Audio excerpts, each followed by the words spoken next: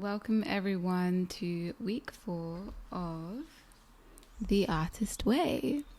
I'm really hoping that the sound is okay. So today is Saturday, April 30th. And it is the new moon in Taurus. And we are definitely having those new moon in Taurus vibes. And it's also the beginning of eclipse season. This morning, before I knew that this was going to be a recorded session, when I was preparing for today's workshop, I sat down and wrote out a bunch of notes. Part of this was, intuition. Another part of this is knowing that this is also the Taurus new moon, and it works so synergistically well with week 4, recovering a sense of integrity. So with this energy that is going on right now, there are so many things that we get the opportunity to recognize and witness and to sit in a as centered way as possible to understand about ourselves. I think the dark moons are always beautiful, potent, and sometimes intimidating spaces in which we get to experience our shadow. But this is not just the shadow self that we have kind of come to see as the things that linger in our subconscious minds, the unconscious habits and patterns that we have. This is beyond that. This is the night, the power that resides in the night, in the dark side of the moon. It's not just bad shadows, things lurking. It's the power of the vacuum, the power that we are able to tap into within ourselves when it's dark. When you move beyond the fear of the unknown, when you move beyond the fear of it's dark, I can't see, or again the unknown, and you allow yourself to fall through that, fear, and you enter the void and even fall through it and beyond it, you come to another level and layer of power within yourself.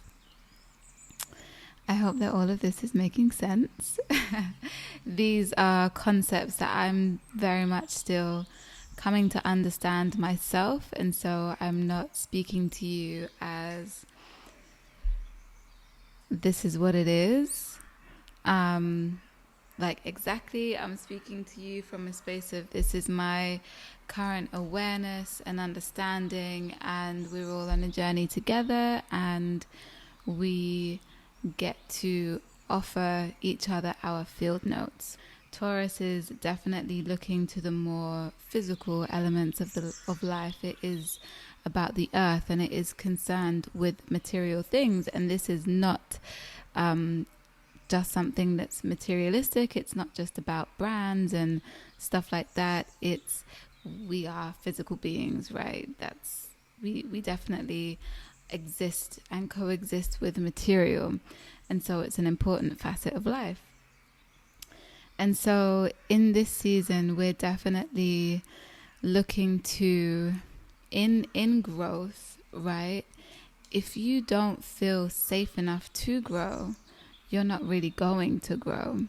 There are so many developmental issues that arise from children not feeling safe and all these different things. So in seeing where you are safe, in looking around you and being objective about you actually being safe, and in also understanding and recognizing the things that nurture you on a physical level, emotional level, on all levels, the things that help you to feel safe, the things that are in your physical environment that help you to feel safe, you are able to regain a greater sense of integrity as well.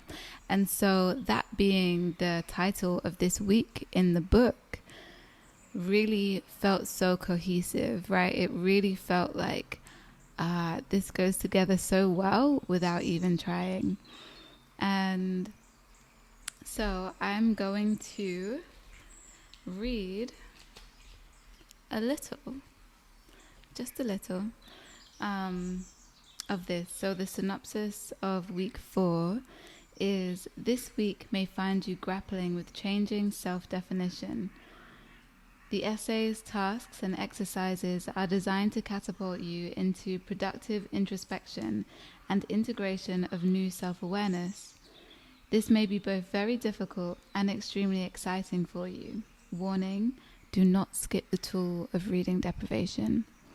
So we've been doing week 4 for about a month. We're probably going to be in this book for, the majority of the rest of this year. So whenever you feel called to a space of reading deprivation, basically taking less external stimuli in. But what was really coming through, because I don't want to make this too long, what was really coming through is when we don't recognize the degree to which we have grown.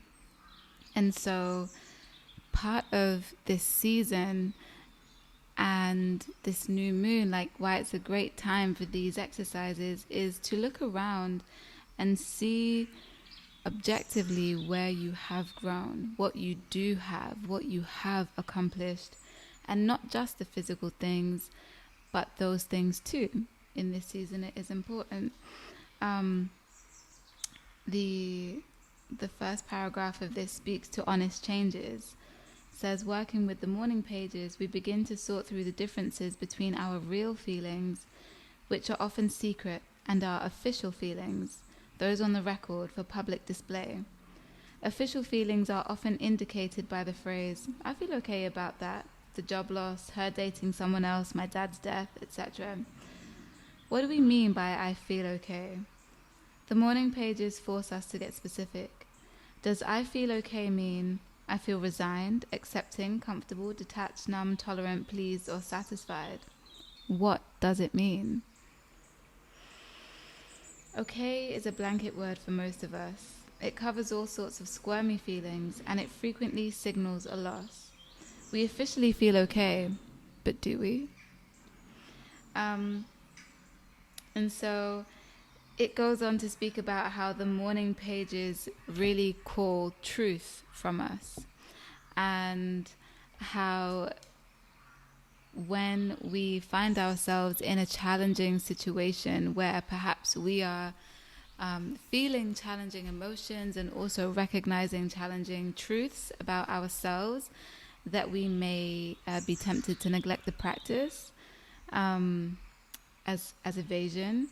And so I definitely have a lot of my teachings, my understandings of the world through a Buddhist lens, and a lot of what that shares with me and has shown me through my experience is that the majority of our life's issues come from a space of craving and evading, craving and aversion. And I'm going to find, because I also recently learned that there's a very similar quote, similar text in the Bible, and I'm going to find that at some point and share it with you, because I know that we are a multi-tribe, multifaceted faith. tribe. Yeah. So this is calling us to get honest with how we feel, with how things are in our lives, and with what actually is. I was saying, as much as feelings are super subjective and intangible, right? There's still things that are real to us at a point in time. And if we can't even be real with ourselves, then what really are we creating? If we're not willing to be present to what is within us, the external is going to also be in discord. I hope I use that word in the right way. So, there are many, many exercises and tasks in this week.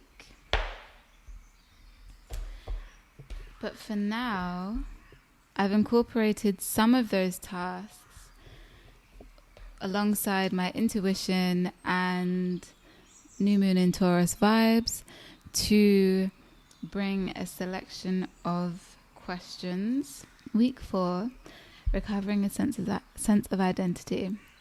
I definitely encourage you to have your journal.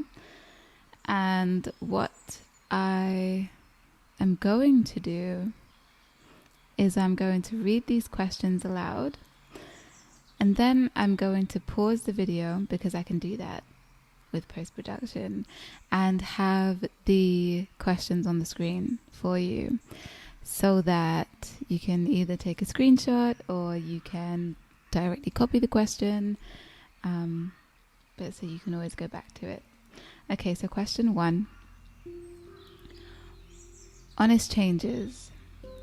Take a look at your routine, habits, and behaviors.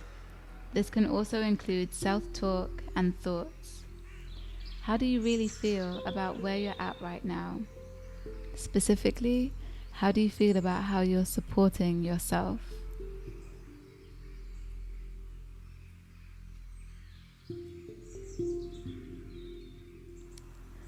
What is one hard to swallow truth about yourself that, in reflection of the previous question, you've learned in the last 4 weeks?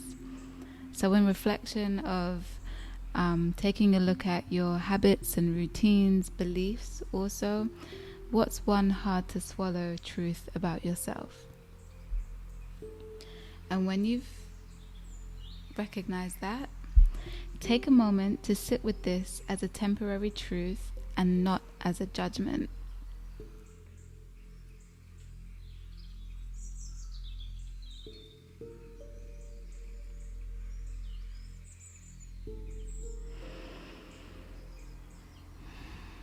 And question 3 is, if beginning tomorrow your life could go exactly as you desired, but you had to relinquish a bad habit or belief for that to happen, what habit, belief, or behavior would that be?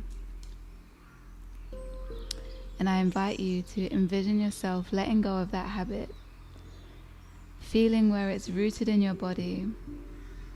You can ask why it's there if you want to. And you can let yourself know that you are safe enough to let this go. So place one hand on your heart and the other on your abdomen if you feel comfortable with that. And tell your body that it's safe to let go for your highest good. And just envision yourself releasing from wherever you felt that this resided within you. It could be in your heart, could be in your throat, could be in a finger, could be anywhere.